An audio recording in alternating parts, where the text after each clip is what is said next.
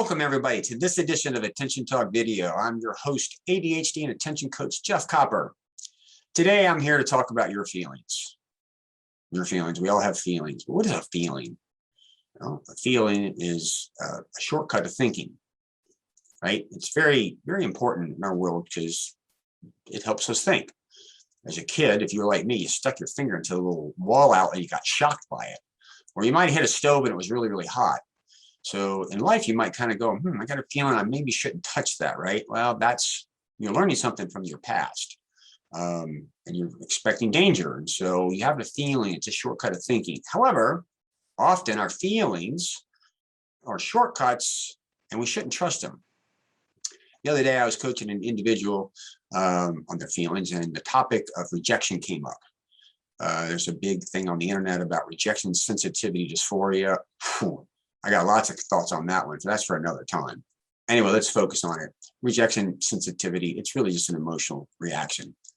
And I was talking to the individual and she was saying, I'm feeling rejected. I mean, what do you mean you're feeling rejected? Like they don't like me. Well, have you ever thought that it's not that they don't like you, maybe they just have a different style? So for example, I think I'm funny, but maybe I'm sarcastic and you've got dry sense of humor. It doesn't mean I don't like your humor. It's just I don't like your style of humor. That's not rejection. It's just I don't care for your style. Or maybe we don't have the same interest or whatever. Well, as I'm describing this to the individual, she said, oh, that's too many nuances. What?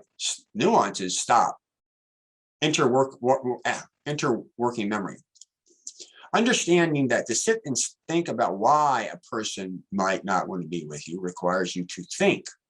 Use your working memory to think in mind, to think of all the possibilities. Well, working memory is an impairment for people with ADHD. It's harder for you to think inside your head. And she said, there's too many nuances. In other words, I don't really want to think about it.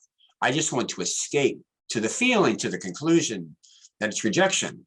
Well, how's that working for you? Oh, you don't have a lot of friends because you're isolated because, here's my point. When we have a feeling, understand, you skip over the thinking part and you're going straight to judging. There's good reasons why. You have feelings and you have essences, and sometimes you have things from the past. My intuition is a feeling that says I shouldn't do that. Often I'm trying to get people with ADHD to listen to their intuition. But all too often, we trust our feelings a little too much and we don't question them, which is what this is all about. Giving you the self-awareness to say, I have a feeling. Maybe the situation's different.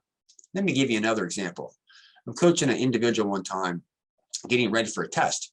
And they're upset because they're feeling they weren't going to do very well. It's like, well, you haven't passed the test 4 times, but you were studying it the way you've always studied it.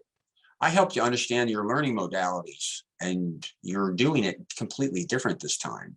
So you're preparing for the test like you've never done it before.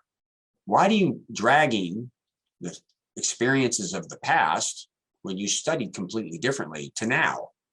Maybe it's possible that you'll get a really good grade because you're doing something different. In that moment, we're using the feelings of a situation that is no longer existing and attaching them to something new and creating an emotional problem. The idea really is sometimes you have to pause and question your feelings. Don't trust them explicitly. With this, I hope I've given you a chance to think about this, be self-aware and pay attention to your feelings a little bit more and question them. Sometimes they're good, sometimes they're not.